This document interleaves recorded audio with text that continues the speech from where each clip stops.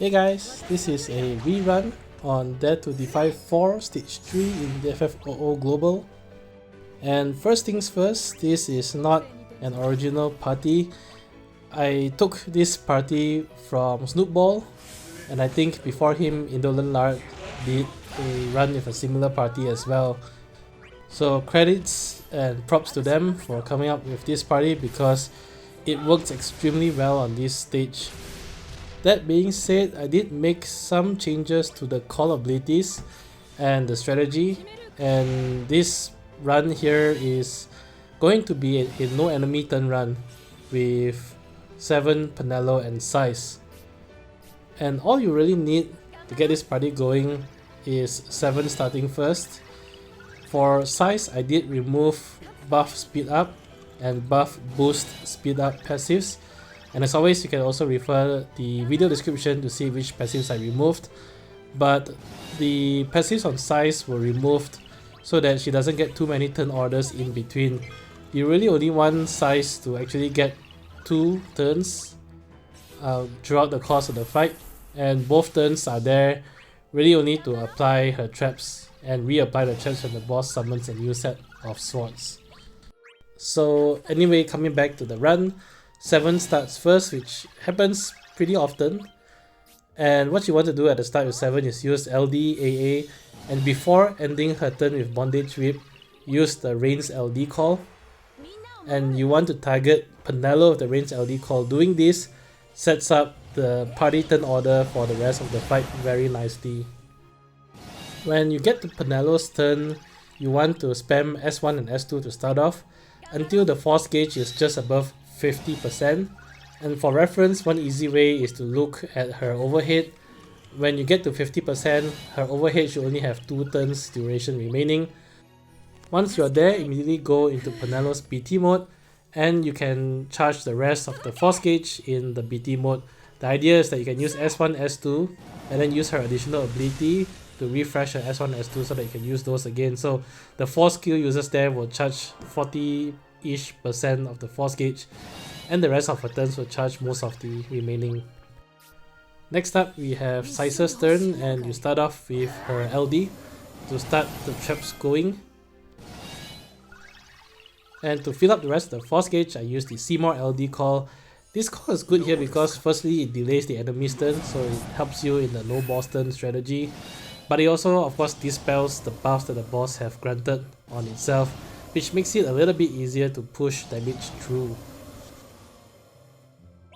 Doing all this, the boss is about to hit 80% force gauge, and for reference, you must enter force time before the boss hits 80%, otherwise the boss will just reapply the buffs.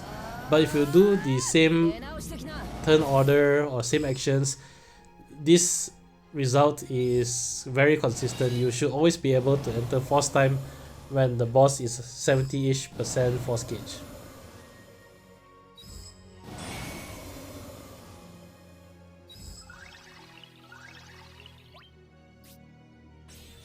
Seven get a turn again, so this is her using her echoes to deal a little bit of damage to the boss, as well as passing her turn while keeping the force time at 10 turns remaining.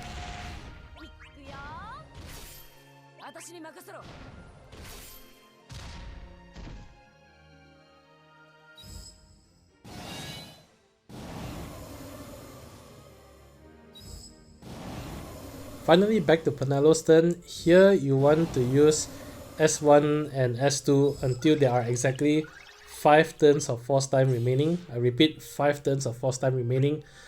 The whole idea here is to actually bring the boss all the way to 69% health and trigger the green aura. And that seems like pretty challenging, especially since the main source of damage is only coming from off-turn attacks here. And 69% is sort of like 30% health away. But part of the strategy here is also actually killing off the first set of minions, because each time the swords die, the boss will automatically lose 5% of its health. So just the minions dying at the start here helps you to reach the 69% threshold as well. Anyway, I'll fast forward this portion of the fight at least, because it's just speeding all the way until 5 turns of force time remaining.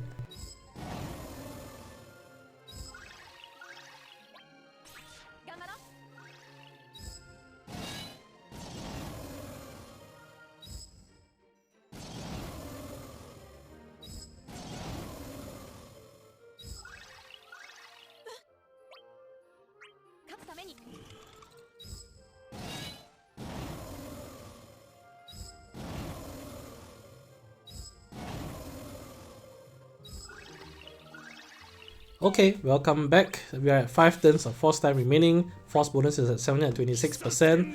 Use Cyan LD call on the boss here. And my Cyan LD call does have a 5/5 ultimate weapon equipped. And yes, it does make a difference here. It not only contributes huge damage on the boss, but it also takes a huge chunk of life out of the swords as well. And part of the strategy here is killing off the swords before the boss hits 69% health. To make up the rest of the damage as well as refresh her BT aura, I had Penelo use BT plus here. I don't think it's really needed. You could also just use Fatal Dance, but the idea is to get the AoE damage so that the minions die off. Right here, there's a lot of mechanics coming into play. First off, the minions die, which depletes the boss 5% HP and brings the boss to 69% health. At 69% health, the boss will gain a green aura, but Sice's traps will tick down on the boss and remove the green aura. And when the green aura is removed, the boss will kill off the second set of swords automatically and summon a third set of swords, so this contributes another 5% health. And when the green aura is dispelled, the boss loses a whopping 20% of its health, which essentially brings the boss all the way down to 50% health before Sice even starts her turn. Sice gets her second turn at a very nice time because the boss has a new set of minions, so you simply end her turn using her LD, which reapplies traps on all 3 targets. Doing that also brings the boss very close to 39% health, so right after that you have to pop summon, because at 39% health the swords will automatically attack you. Penelo uses Fatal Dance on her turn, and 7 will start her turn with 1 turn of force time remaining. At this point, it looks like a very tall order because the boss still has 36% health, but look at how much 7's echoes does at 946%. Full disclaimer, my 7 does not have an ultimate weapon.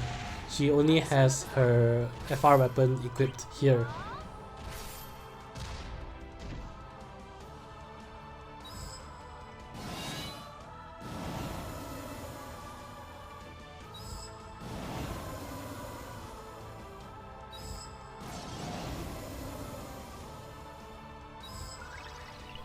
So that attack plus the traps brings the boss to 12%, which is really very close. And then Sice gets a turn again right here. I decided to go for EX because EX has 5 HP dumps in total. But the goal here is to actually try to kill off the minions, because once more, when the minions die, the boss loses 5% of his HP.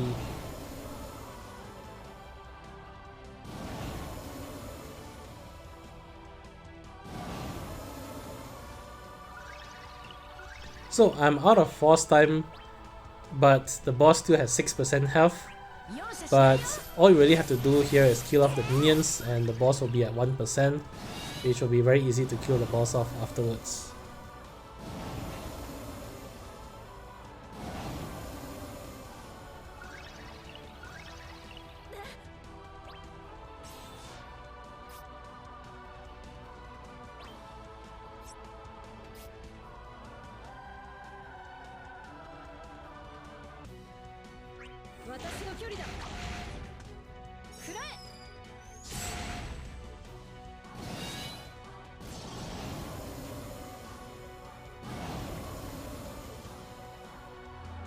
Boss summons a new set of minion and is essentially at 1% health.